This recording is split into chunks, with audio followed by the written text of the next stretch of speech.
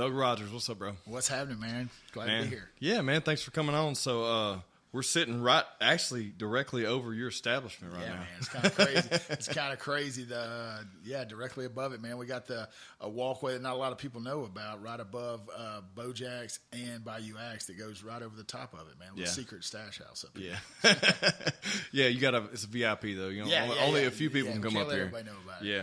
So, man, you've been doing this a couple years now, and I met you through all what's going on down here. Yeah. But, man, take me back, because, everybody refers to you as Heavy, man. Yeah. Take me back to the Heavy days. Heavies, tell me where that shit come from, bro. Heavies, man. It might have had something to do with my weight, the nickname Heavies, man. I used to actually be about 140 pounds heavier than this, which is kind of crazy. And a good friend of mine from Halton a long time ago was like, started calling me Heavy, man. That was just, to this day, there's still people that don't know my real name. They still call me Heavy. I'm like, man, it don't bother me a bit. So, man, I think it was about 9 years ago, I ended up selling a bar that I had on Barstow Boulevard called Heavy's, man. Yeah. I owned that bar for 8 years. I met a million people through that bar. It was just a little dive bar. People would come in and, I couldn't tell you how many times. That's back before you had when you ran a tab, you didn't have a credit card. You just have the posted card you put on the up there, and hopefully they'll come back and pay you, man. You know what I mean? No shit. You couldn't hold a tab. For sure, man. You'd have people that have been coming there for a couple years. They'd be coming in and be like, man, it's my 21st birthday. Let's party. And I'm like, oh shit, you've been coming here for 2 years, man. What are you talking about? It's your 21st birthday. Yeah, no but it was a little different back then, man. It was a little different back then. But I met a lot of good people, man. Still got friends of these days from there, man. So Heavy, that's kind of where it comes from. My slogan at Heavy's, the bar, was "It's a ton of fun," man. That was my slogan, man. So that was back in the old MySpace days. Hell yeah, man. MySpace. No, I remember. I don't think I ever went there, but I remember I didn't get of drinking age till like 2009 or something like that. So I missed out on the fun years. Man, so I missed out on the fun years, but that might have been a little earlier than that. But anyways, yeah. But yeah, so what about before that, man? Tell me, you from? So we're in North Louisiana now. For everybody's listening, watching. Are you from here? Yeah, man. So from Bossier City, grew up here. I was kind of a wild child during my high school days, so actually moved to live with my dad in Texas, East Texas, Center Texas, which is a small little town over there in East Texas, man. I went from just kind of being a Hellraiser kid to my dad was a pastor of a small church over there, so my mom sent me off. She couldn't take care of, so I went from running buck wild to, man, strictest life ever, which now looking back, I tell people, man, probably saved my life, man. I was a little out of control, so it calmed me down. They kind of got me in line, man.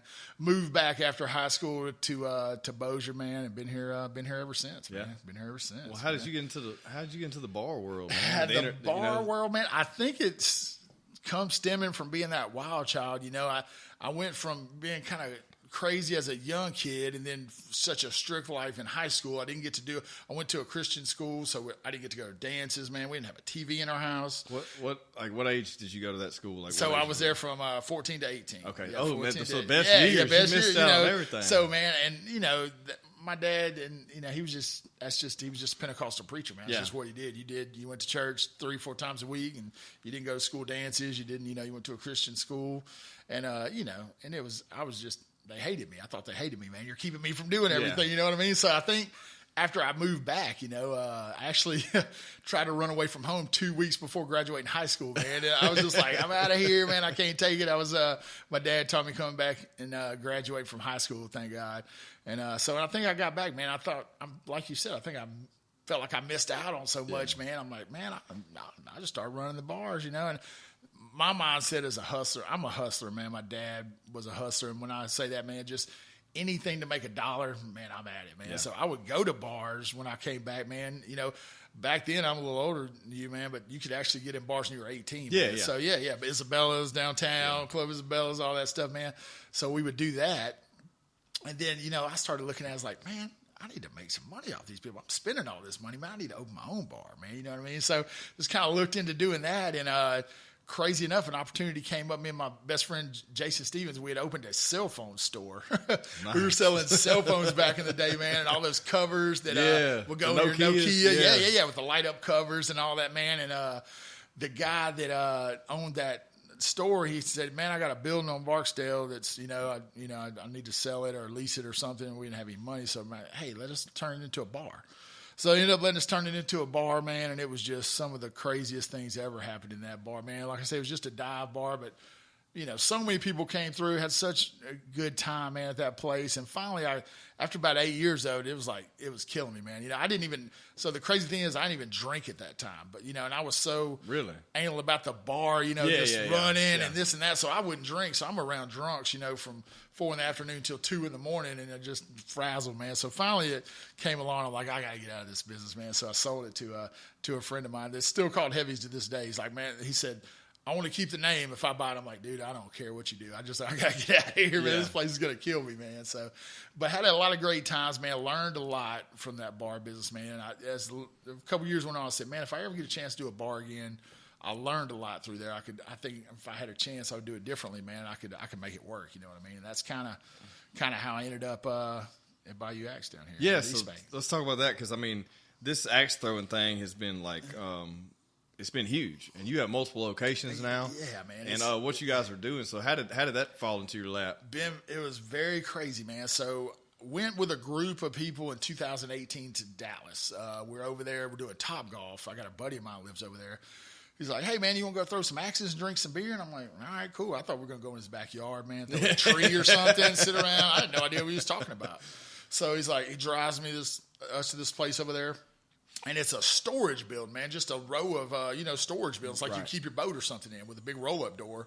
And I walk in, and, there's all these people throwing these axes. They had literally a boom box, and they had a water cooler like you put the white cup under. You know what I mean? That's literally all they had in there, man. And people are, like, lined up, and we go up there, we walk up, and like, hey, man, can we get in and do this? I think there were 6 or 8 of us. He's like, man, you got lucky. Right now I got a spot for you. So we get in there, and we're throwing these axes, man. I'm just having a blast. Having fun, going back to being a hustler or whatever. I'm like, man, how does this work? So I go over to the guy that's running it. I'm like, asking him how to get insurance and how they make these boards and all that. And he's just looking at me like I'm crazy. He's like, bro, stop talking to me. You know what I mean? So I'm just trying to figure out how to make it all work. Cause I knew it was something cool and new. I didn't know how long it'd last, if it'd be a fad or whatever. But so the next day we're driving home from Dallas, and, I'm just talking about the whole time, like, man, I think we got to open one of these. We got to open one of these up. And I said, if we're going to do it, we got to open it up in the spot down in, I didn't even call it East Bank. Then I called it downtown Bossier. Yeah. Drove straight from Dallas down to the building that it's actually in right now. Bojack's was just opening their doors. I didn't even really know what Bojack's was. You didn't have a relationship? No relationship. Yeah. Didn't know those guys at all. I drove to the building that we're in now, and I looked through the window, and it was just full of antiques. It had been an antique storage building for over 10 years. So there was no lights in there. There was no air conditioning, nothing like that. But I was like, man, if we're going to do it, it's got to happen right here. So Bojack, like I say, they're just kicked their doors open into 2018. And so I'm like, man, who owns this building? How do I get a hold of somebody? Well, I was telling a friend of mine about it, and he's like, man, I know the guy that owns this building. Is Don Tubbs and Vince Maggio and them. I'm like, hey, can you give me his number? I want to see if he'll lease me this building. I want to do an axe throwing place. He's like, yeah, okay. So he wouldn't even give me the dude's number, man. So finally I was talking to him. I said, just give me his number, man. So I call him up. He meets me down here, and he's walking through. You can't flip any lights on. Yeah. There's no plumbing. There's no bathrooms. There's nothing. It's just cobwebs. So it was just a warehouse, basically. Warehouse, basically. Just straight warehouse. Was it in between? It was in two different store fronts? Is that how it was? Yeah. In between two different? Yeah, in between two, yeah. So, at the time, I'm telling him what I want to do, and he's just looking at me crazy like I'm wasting his time, and I'm just kind of holding him back. I'm like, nah, man, this is what I want to do. This is how it's set up. This is, what I'm just giving him my vision, man, off the head. And he can't grasp it because, if you haven't seen it at that time, it's brand new. There's hadn't been done. So I'm telling him, and he's like, man, I don't think that's a good fit for me. And he was walking out the door, and he said, I got to leave and catch a plane. I'm going to Las Vegas. I got a convention I got to go to. I said, hang on one second if you don't mind. So I got on my phone. I looked up a axe throwing place in Las Vegas. I said, if you could just please go by this place and just check it out, you'll see what I'm trying to tell you. Yeah. And so I gave him the address, and I never really thought he would go by there, man. I'm starting to kind of look at other locations because I thought it was a bust. He comes back in town, and he calls me, and Don calls me, and he's like, hey, man, I actually went by there, man, and it was like a 2-hour wait. I couldn't even get in there, but I see what you're talking about. And he said, you know what, I'll lease you the building, man. He said, he said, it's just, there's the building. I ain't doing nothing to it. There it is if you want to do it. So, right off the bat, I'm like, oh my God, we got the building. We're fixing to be rich. It's over. That's it, man. So it was just, I thought it was game over there. Everything was just going to fall into place. Well, that's the start of the craziness right there. So me and my partner at the time, we're like just carrying all the trash out, getting rid of the antiques that were in there that nobody claimed. We're throwing them in dumpsters in the back, have no clue about building codes, electrical codes, anything. We have no idea how to build an axe thrower. The guy wouldn't even tell me, I'm in there trying to measure step-off feet in the axe place I'm at so I know how far apart they are and all this stuff, man, just trying to take notes. The guy won't tell me anything. So, there's no plans online. There's no build-out for it. You know what I mean? So there's just like, so after we got the build, we're like, all right, yay. And then I'm like, oh, shit, man, I don't even know what we do now. You know what I mean? And so then, once again, Bojack's just opened. So we're hauling all this stuff out the back door, throwing it in dumpsters. And at that time, Bo and Peanut are kind of hanging out the back door, man. They're like, what are y'all doing, man? We kind of tell them. They're like, oh, okay, cool. And but over time, I don't know if they felt sorry for us or what, man, but they're kind of like, hey, guys, we just built this place outside. You got to go do this before you can do this. And you got to get this done before you can do that. So they kind of guided us in how to even get the doors open, man. Little did I know that they wanted us to kind of get the building cleaned out because they thought we were going to flop. And then they were going to use it for a catering place, man. So they're like, that kind of came out a little bit later. But they're like, hey, man, they'll get it cleaned out for us, and then we'll just swoop in here when they're done and have a little catering spot for it. So man, we just became friends, and, we would lean on them for stuff, and they would just help us, say, hey, we just did that. Go talk to this person, or make sure you turn this in before they'll give you an inspection, or whatever. You got to have so many bathrooms, just all the little stuff that you have to know that we had no clue about, man. And we just began to form a relationship right there, and it was just we just saw each other every day, man. They were just getting their business kicked off, and we were trying to get one open. There was nothing. There was literally nothing on this block. Yeah. There was Bojack's opened up, and that was it, man. Yeah, there wasn't no nice sidewalks or nothing. No sidewalks, man. Yeah. There was nothing. There was no, there was no stage. There was a big red house in the back, man. You walk out the back, there was a huge red house back there, man. That was it. People lived in that house, and if they had a wild, Friday night, you heard it, man. Yeah. You're out the back door, man. So, but there was no walking up and down because there was really no destinations, So it was just kind of, but the way it works so great is for the first time really that I know of, especially in this town, you had dinner and entertainment right beside each other. You know what I mean? You're not going to go eat at Outback or whatever and then jump in your car and go to the bowling alley. You're going to do one thing and you can walk right next door and go to the other.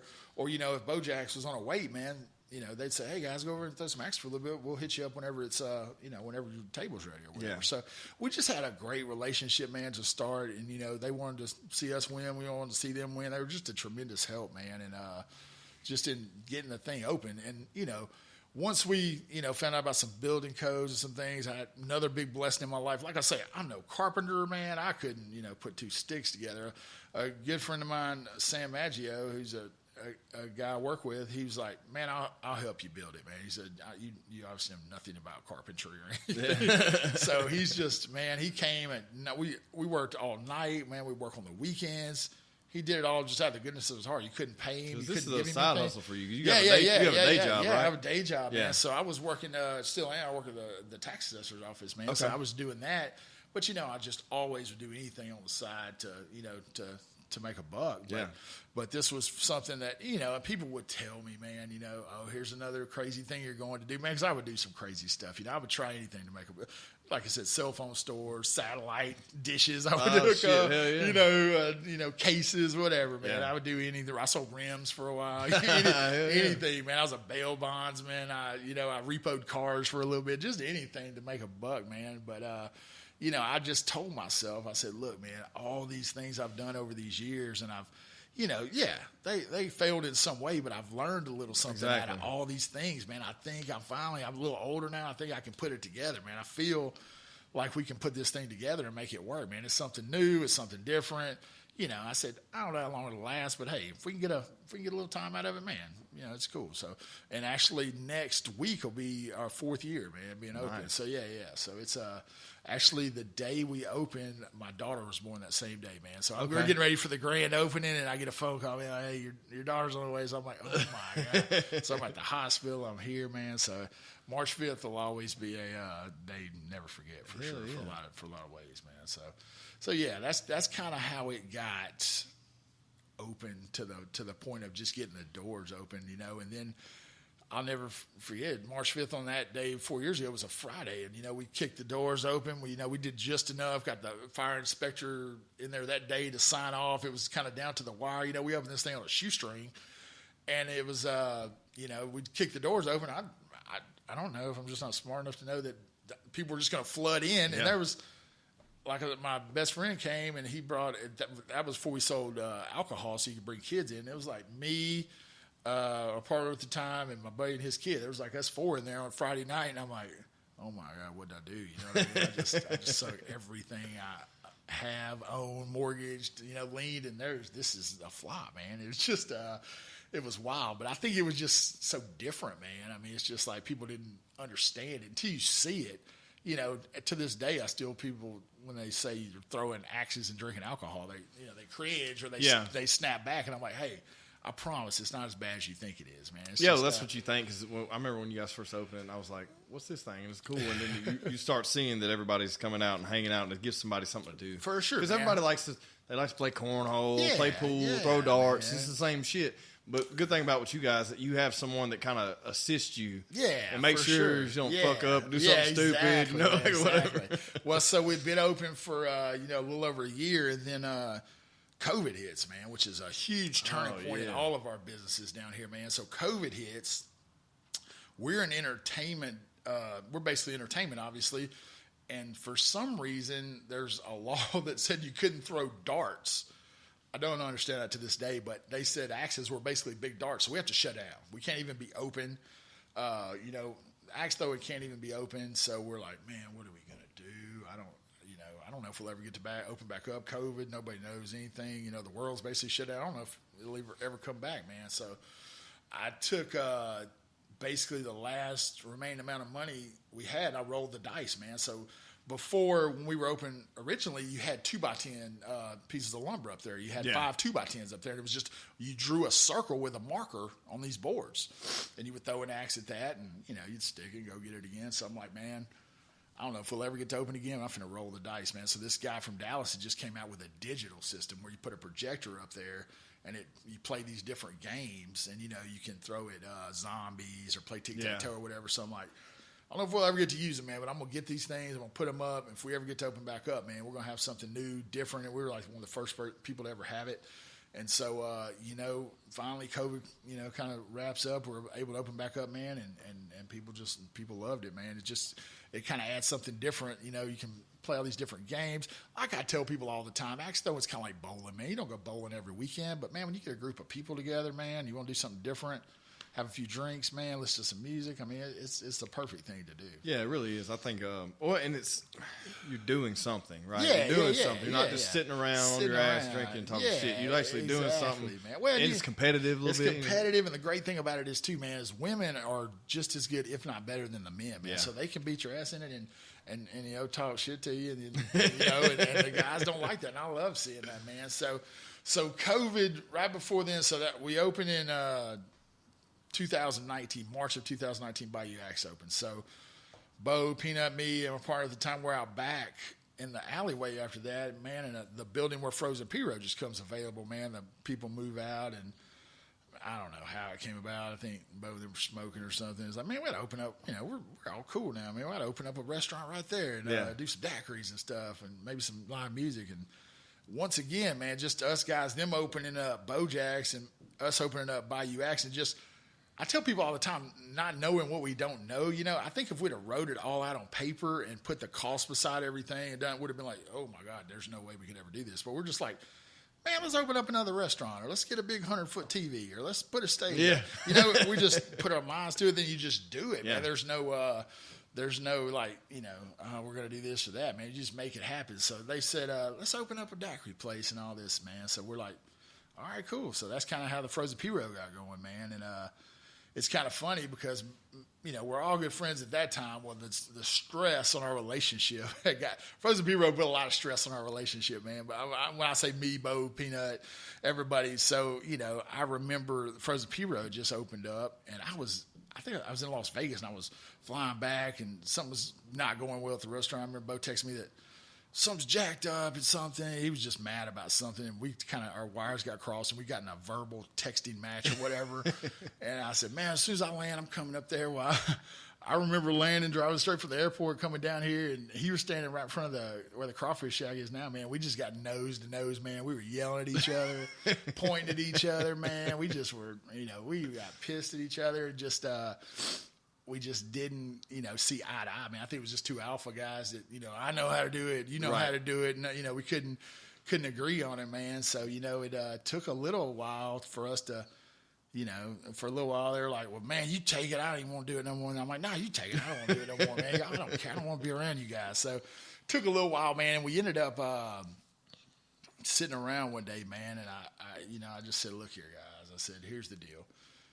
The only thing that can bring this thing down and what we got going is ourselves, man. If our egos get too big, or I think I'm better than you, you think you're better than me, man, it'll crumble, man. I said, we're the only ones that can tear it down, and we would be idiots to do that, man. So from that day forward, man, it's just been, we just get along, man. We're cohesive. Everything's good.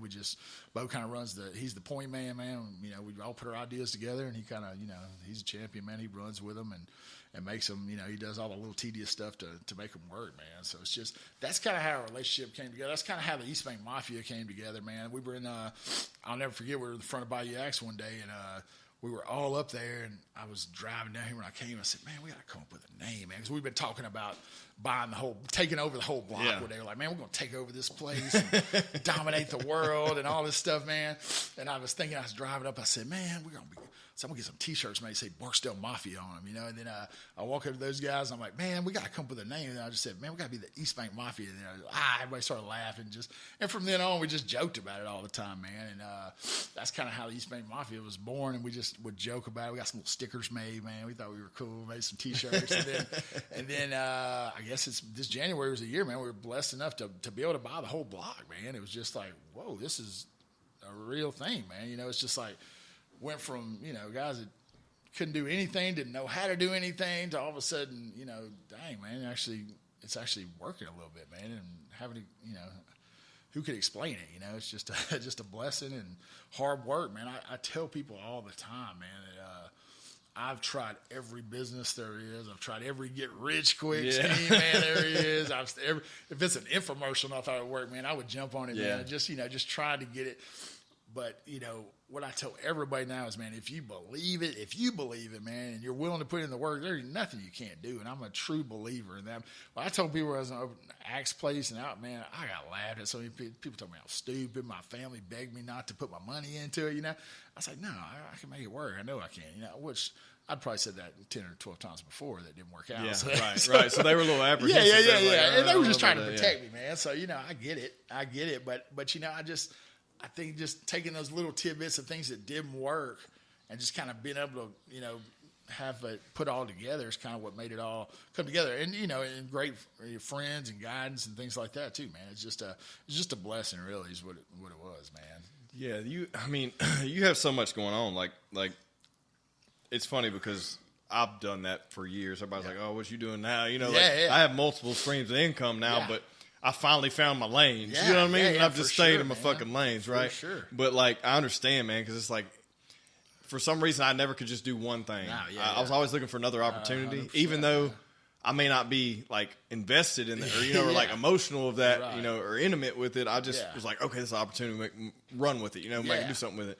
And then as you start taking those, I guess you take that initiative and then you start seeing more opportunities. Yeah, for sure. And then you're like, this aligns better with me now because I know this shit didn't work for me, and here's why, Yeah, 100%, man. It's well, I think when you put in the work, man, and you do things, I think it just opens and unlocks other doors for you to have other opportunities. You know what I mean? And, it's easy. You're like me. I'm sure it's easy to get a bunch of things going. And you're like, man, I'm not doing well because I can't focus a lot of attention on one thing because I've got so many things going. You got to kind of dial it back a little bit, man. But I'm like you, man. It's just, I don't know whether I got bored or I just felt like I needed, I'm the guy that, man, if I could have $20 from 5 places coming in rather than 100 from one, that's just how I always felt. I'll diversify a little bit because you never know what's going to happen.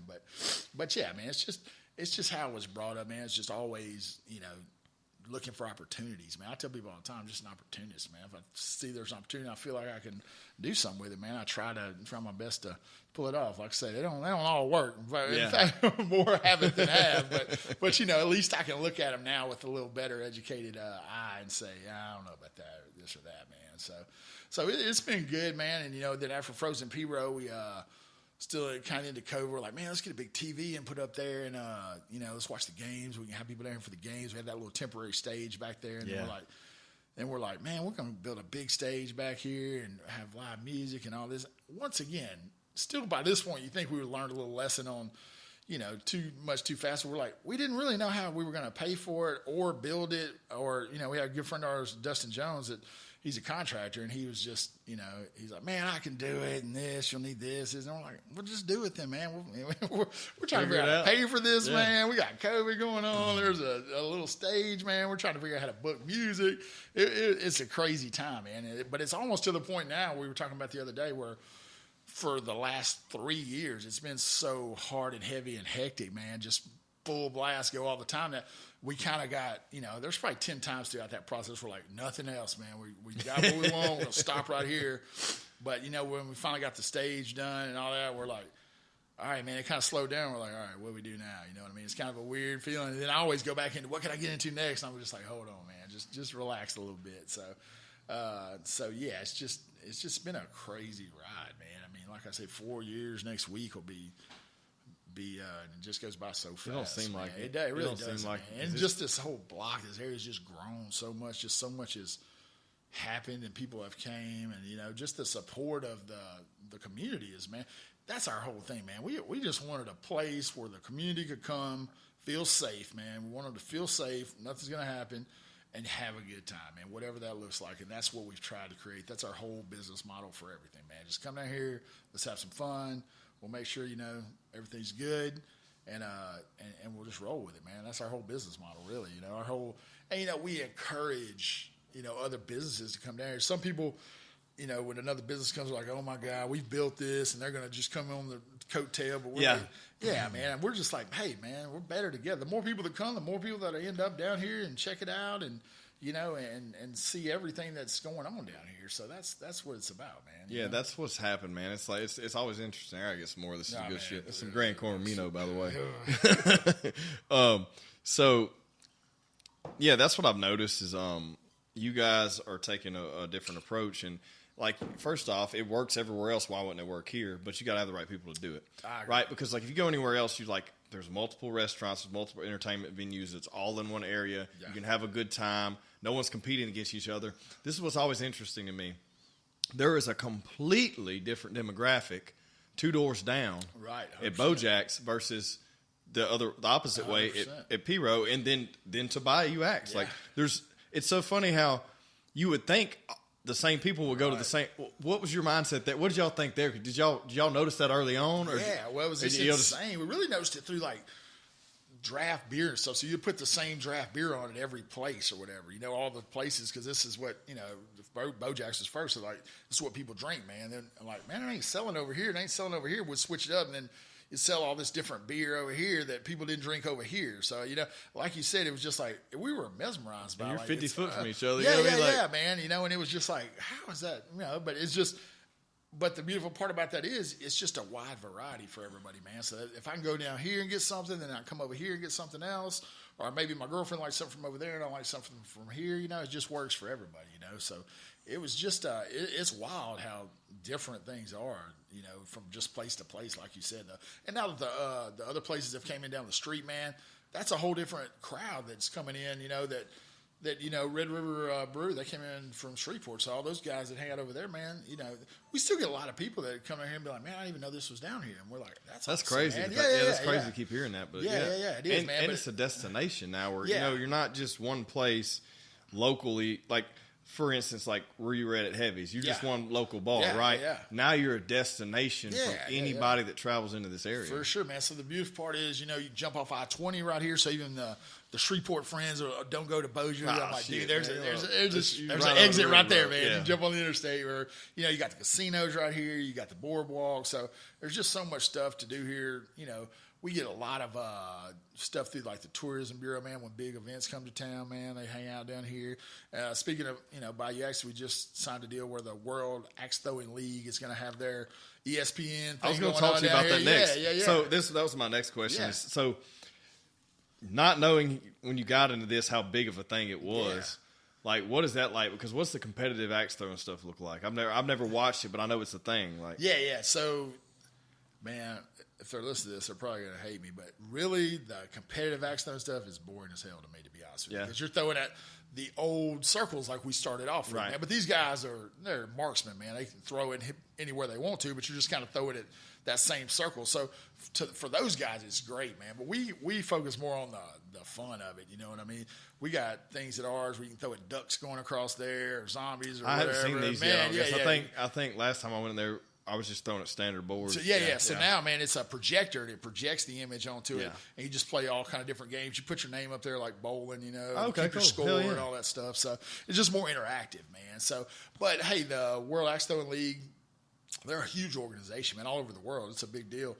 They contacted us a couple weeks ago and said they wanted to have it for the next 3 years, actually here, man. So the main. What does that look like? How long does it last? So it's a whole Thursday through Sunday deal, but they'll have between 400 and 500 people come in from all over the world, basically, to compete for it. They'll be on ESPN and all that, man. So it'll be cool, man. And it's our place isn't big enough to house those. So they're going to do it at the convention center right over the bridge, man. But they'll use our spot as like a practice spot. Yeah. And then, man, all those people, man, it's beautiful because they can see everything that goes on, man, and it's just a whole different crowd. Anytime we work with the Tourist Bureau or anybody that comes to town, man, we go way out of our way to make sure that these people, when they leave here and they go back to wherever they're from, I want them to say, man, we did some pretty cool stuff. We did something cool down there, man. You know what I mean? So it's just something that we just like to offer, man. Just giving a smile on somebody's face or letting them do something different is huge for us, man. It's just that's what it's all about for us, man. This area has been so frowned upon for so long, right? Since you had the early music era here, and then you had once 2000 to now hit, it really hasn't been nothing popping, and everyone's always wanting to leave, right? But I feel like the tables have turned a little bit. To slowly keep doing that more as you guys have invested in here. It takes is somebody to invest in the area. Right. Any area sucks at one given time. For sure. Until someone invests in it, and then someone else comes along and invests, and it just kind of the snowball effect. Man. The real investment really started with the city, man. So they started with this street, and they got it to be an open container district. That's another thing. So this is the only other one besides the Wolves. And that's another huge tourist attraction to people who want to.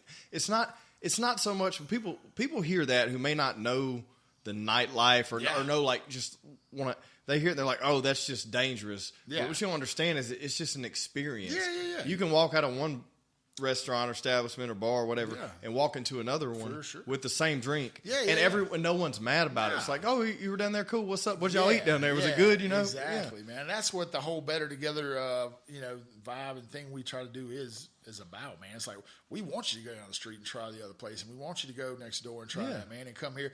There's plenty for everybody, man. There's plenty for everybody. It's nobody. A lot of places like you were talking about earlier, where there's a row of restaurants or whatever right beside each other. It's just it's the mentality of I got to get everybody in my place or whatever. But our mentality is totally different. It's like, hey, man, go check out the spot down the street or whatever, man. Did you always have that mentality, or do you feel like your mind opened up more as this grew? Totally when this grew, man. Yeah, because I feel like everybody has that mentality, right? I think that's part of what I had to learn as well too. Is, man, it's like whenever you have something before, it was like I got to get everybody. I remember when I had Heavy's the bar, man. I would get Tim Huck. He was running what was it then? Not Afro Cowboys. Big Country. Big Country. Rock and Rodeo. Rock and Rodeo. He was running that, man. And, you know, certain nights I'd be mad because my friends, they'd be, you know, sending me photos there. I'm like, bro, y'all ain't in my place. I'm pissed off, man. You know what I mean? Why aren't y'all hanging out with me? You know, I just get mad about it.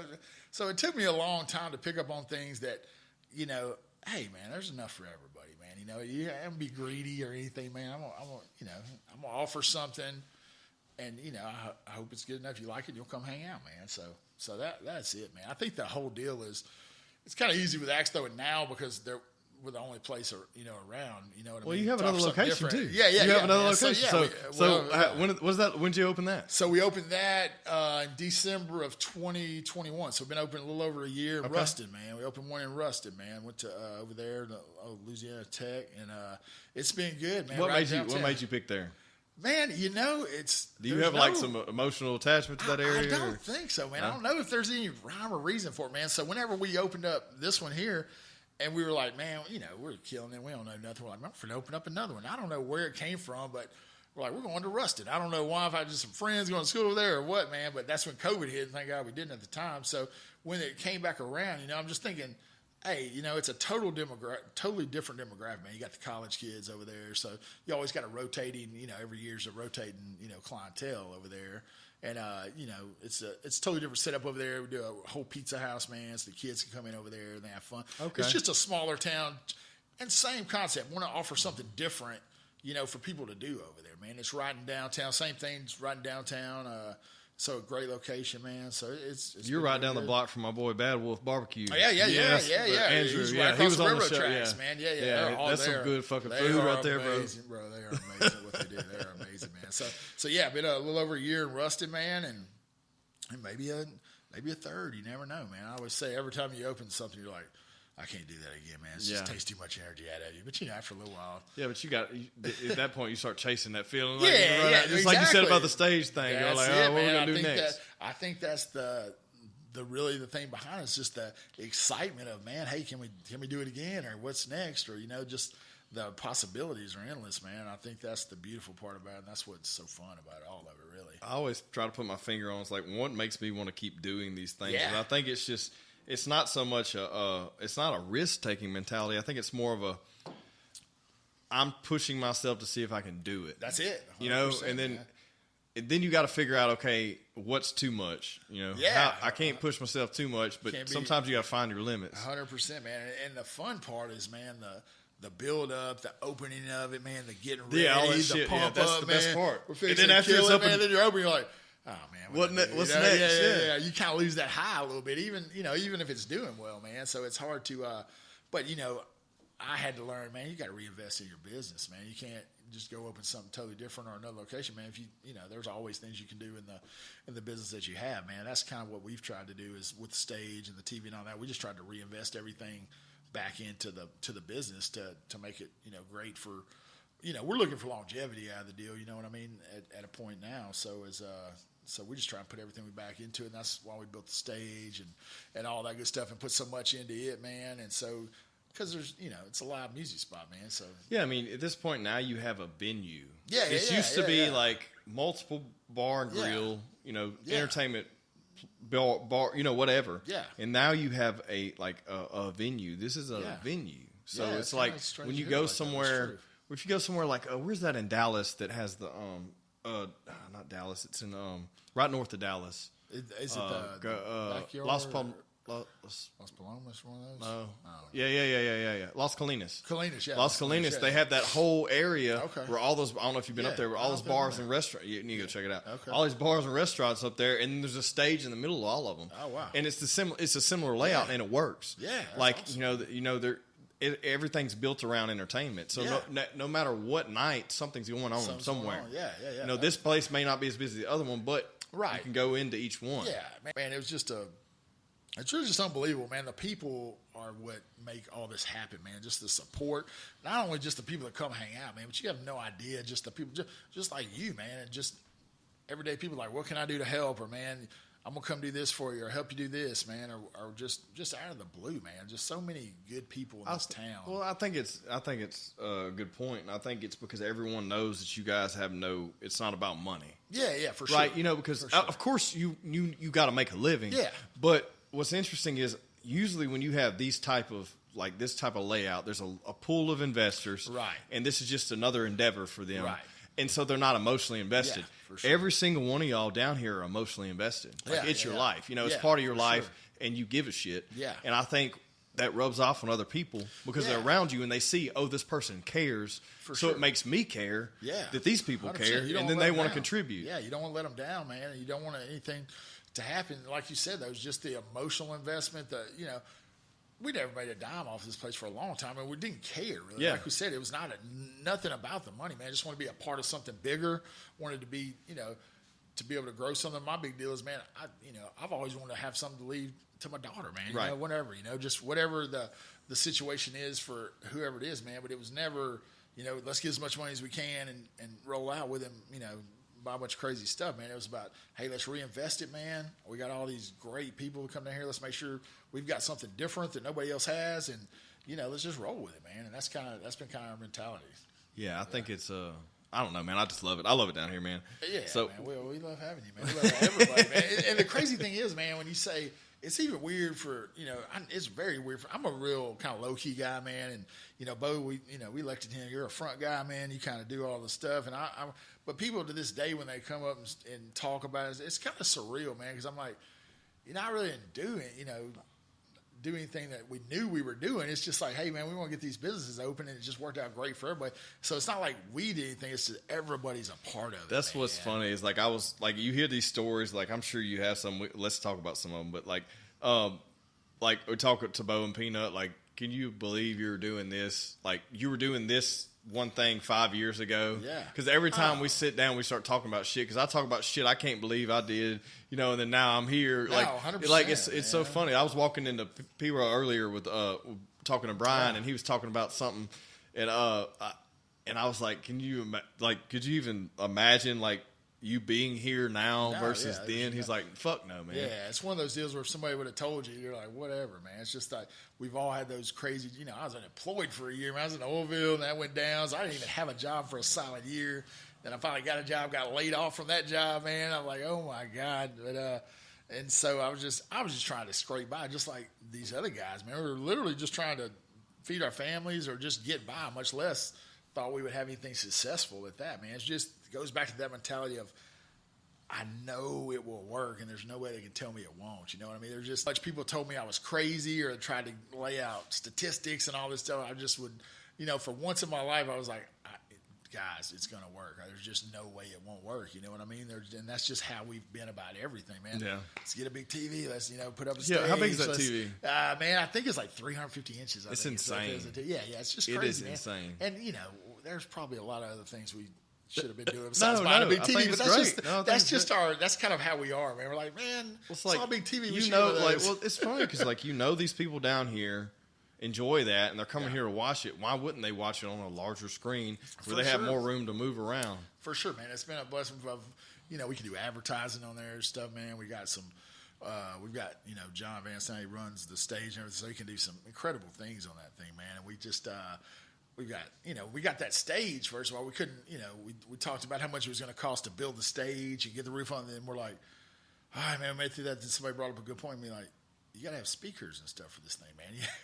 You got to do all that, too. It's great to stand on it, but you got to have all this stuff. We're like, oh, man, okay. So, and then you got to put a fence up. Yeah, got to put a fence. Because you don't want people walking up in here. Well, yeah, they got to put a fence up, and then they let you know that you got to have, $250,000 worth of bathrooms now that you have an outdoor venue with a fence, man. Yeah. We're like, what? And you're already invested in this. There's no way of taking it down, man. You know what I mean? So it just goes back to another version of, all right, man, we got to figure this part out now. You know what I mean? It was just a series of those of like, all right, here's an obstacle, man. We just got to learn how to hurdle it, man. There's just no going back. We just got to figure out how to do it, man. With, the help of the help of a lot of people, not only with physical labor, but our banker, anybody, just some creative financing, some things like that, man. We got to make it happen, man. And it's kind of strange, man, that, kind of we're the landlords now, man. We got some guys coming. I don't know if it's a secret or not. We got some guys coming in there in the block. A new thing coming in. Like I said, I don't know if I can say it or not. I'm not clear on that. Do you know? I don't know if it's. I know it's finalized, but I don't know if it's out there yet. So we won't say who it is. We won't say who it is. Yeah. So anyway, we're like showing them the building and like talking about lease terms and stuff. And I just kind of looked around like, man, we're about making a lease, man. It's weird. It's immediately. It's weird, man. Who ever thought, we would be some landlords, man. So, and it's being an entertainment district, we kind of get, we want to make it a true entertainment district, man. We want to get the people in here that can offer entertainment to everybody, man. So we got some cool things coming in. The Sugar Show went in, was our first person to lease, man. She's killing it with all the things she does, man. And the new client tenants coming in here for long, they're going to be amazing, man. It's going to be a killer place, and just keeps adding to it, man. It just keeps adding to it, man. And I don't know what's next. It's kind of crazy to think what's next, man.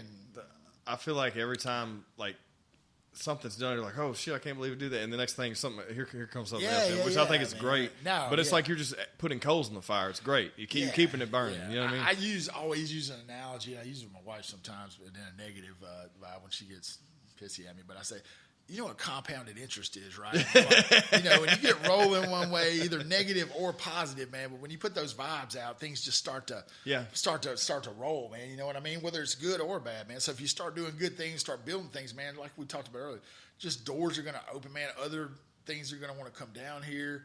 Other businesses, the city's on board. They're helping us get some stuff done, man. We're, we still got a big vision for this whole place down here, man. It's, for the next 20, 30 years hope to come, man. And we got a lot, we want to see happen, and we're just going to keep plugging away until we do. Like I said, we don't know what we don't know. We're just going to keep doing it until it happens, man. That's all I know to do. What's some of the what's some crazy stories that's happened over these past 4 years? Oh my God. That you just stick out to you? Man, there's so many, man. It's just like I said, we had the big red house in the back, man. So they would, we'd be in here trying to, do business or whatever, and they would just be having big parties out there. There'd be 50 people out there, man, just boom boxes back there going crazy, man. And we're like, what do we do, man? I was running our people off and all that, and just, for me and Bo and Peanut just not getting along. I'm talking about just to the point of just didn't like each other, man, to the point and where... you'd already committed to that venture, huh? We're in bed together, so either somebody's going to walk away or, it just took...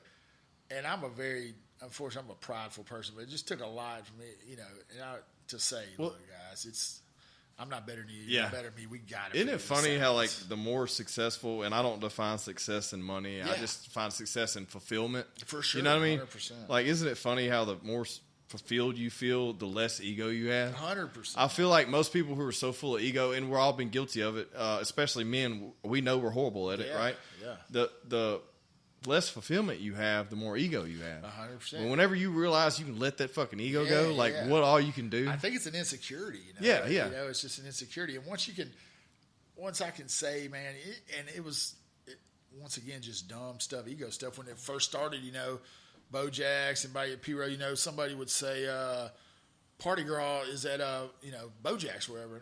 I'd be calling Bo, pissed off, man, why they say it's only a Bayou Axe, you know what I mean? Or why do they include all of us or whatever, And just to the point I had to have a talk with myself, like, this is dumb, man. People think we all, are just one big ball of, that you're the only one segregating yourself at that point. Everybody knows that's East Bank. You know right, what I mean? For sure. And so it was just dumb, man. And, we would just bring up, I say I would take responsibility. Just dumb stuff of, because just insecure, man. And so finally I'm like, right, this is dumb. Well, I think it has a lot to do with, if you put everything into something, sometimes you're almost scared to share it with somebody. You know what I mean? I think that's a lot to do with it. I think so too, man. I'm such a, when I say low key, man, even to this day when people come up and something happens, they'll say, congratulations are good. It's almost like getting embarrassed. I don't know the feeling. It's like I don't like recognition. Or I don't know. I'll say this. I don't know how to deal with it or to show it or anything like that. When some people say that, I kind of, oh, thank you, but I'm like, well, most people are doing stuff for attention. You're doing it for self-fulfillment. There's a difference.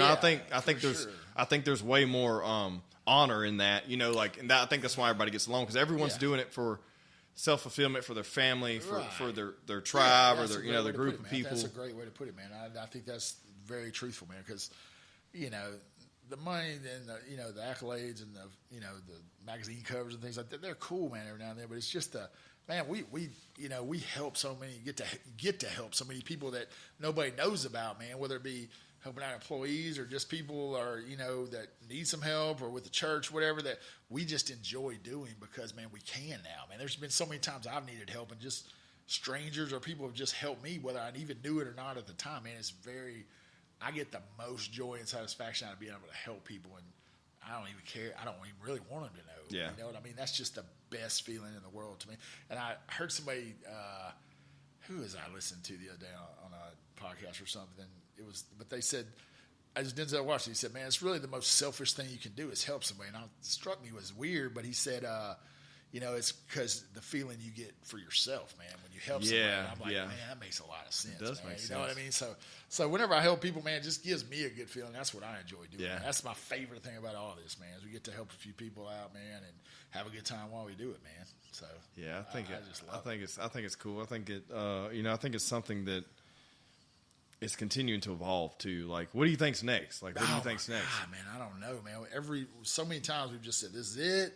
That's it. And we finally even kind of stopped kicking out. We had so many we were going to put a bar on the roof at one time. That was something that I was excited about. That was going to be like right here, though. Yeah, so I'm kind of glad it didn't happen.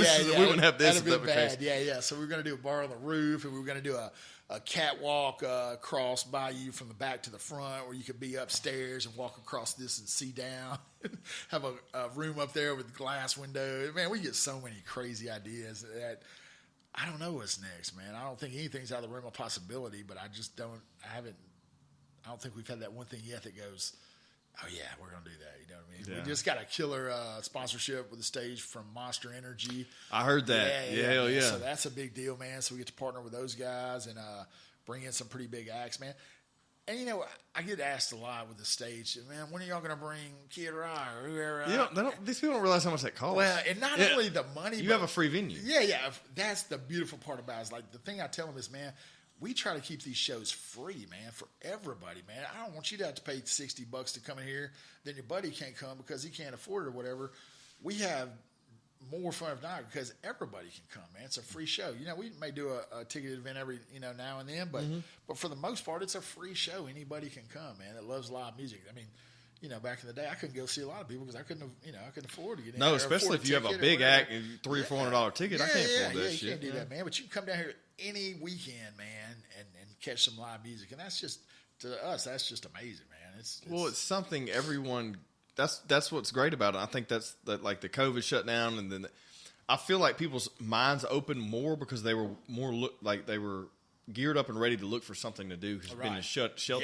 Yeah, I agree. And everyone's thing always was. I just remember this when I was, because I was a bachelor for so many years before I, settled down and found the right person. And I would go out and move around, and everybody's thing was always like, and I loved going to Dallas, and I loved going to New Orleans, and I loved going to Mississippi, wherever. Right. But I always enjoyed somewhere with live entertainment for sure. And for some reason, for the longest time, this area didn't have it. Yeah, it was they didn't have it anywhere. Like you might could find it at maybe a handful of restaurants, maybe on the weekends, and they're probably a higher end restaurant that you really can't afford to go to. Right, exactly. Man.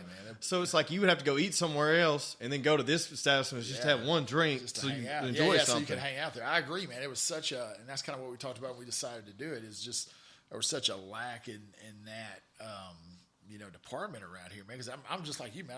I can go listen to any kind of live music anywhere and just have a good time. Me too. Man. Yeah. It's just something about it, man. It's something about people being talented to play instruments and their vocals and stuff. So that's what we talked about, man. And when even when we threw that just little, it wasn't a temporary stage at the time. That was our stage, that little one. We didn't know it was going to be a temporary. Yeah, y'all didn't realize that was going to turn out into some shit. Yeah. So we put that up, man. We're just like, we're going to get a few people to play here, man. And, it just turned into a bigger dream, man. So I think whatever's next is kind of whatever sparks from this right here, man. I mean, it's just, whatever something bigger is going to come up, man. Just like the events you guys put on, man, with the Party Ground event, man. I would love to do some more events like that to benefit some great causes, man. And, brings, man, if you bring some bigger acts in, it costs, nobody minds paying for that. You know? Yeah, if it's a ticketed event for like that's why with ours, like every year we do it, and we previously we were at the casino, and then we were able to move here, and it worked out great. Yeah. All you guys are supporting us, but like we do that event every year, and we take all that money and give it right back. Like, we don't take any money from that thing. Like, we bust our ass, too, man. We're working all week. That's actually, this probably won't air till next week, but that event's coming up this actual week. Yeah. And, yeah, man, it's just like, that's what I'm going to be working on for the next 3 days. Oh, man. Well, just the respect you have, just from us putting these bands together and just knowing what it takes, man. It's a lot. To put that event on, it's a lot. People don't understand. Man. They just think, someone's. It's not like people are calling you to come play at your venue. Right, it doesn't. You usually don't fucking work that way. No, it doesn't, man. There's so many little details that goes into it, man. That just to bring it together, man. It's for a great cause, man. We did it last year, and we got to give that big check to those people, man. Yeah. That touched me. I was like, man, this is amazing, man. Yeah. We got to come out here, have a great time, and we got to give some money to help some people. That's unheard of, man. That's the best. That's, like I said, going back to helping people. That's the best thing you can do, man. So, I mean, I applaud you guys for oh, man, dude, look, it was an idea we came up with just because I was kind of like, hey, we need to do something. You have, like, and people who are listening or watching may not be from, like, the Louisiana or East Texas area or who know what Mardi Gras is, but basically it's just a season where everyone's partying. Everyone probably heard of it. But, like, we wanted to do something that wasn't so – I wanted it to be more appealing to the blue-collar person, the middle of the market, because you have these people, like, you have these huge balls and nothing against them. They're cool. I've been to a few. Yeah. You pay a few $100s for a ticket, and then you pay – a couple $100 and then a dress, like your part. And next thing you know, you have like $2,000 invested in one night. Right. Whereas we wanted to create something where, hey, we're gonna have fun. Everyone can dress up. They don't need to feel like they need to be in something and not feel like them themselves. They can actually theme it towards whatever the event is. Creative in their own way. Yeah.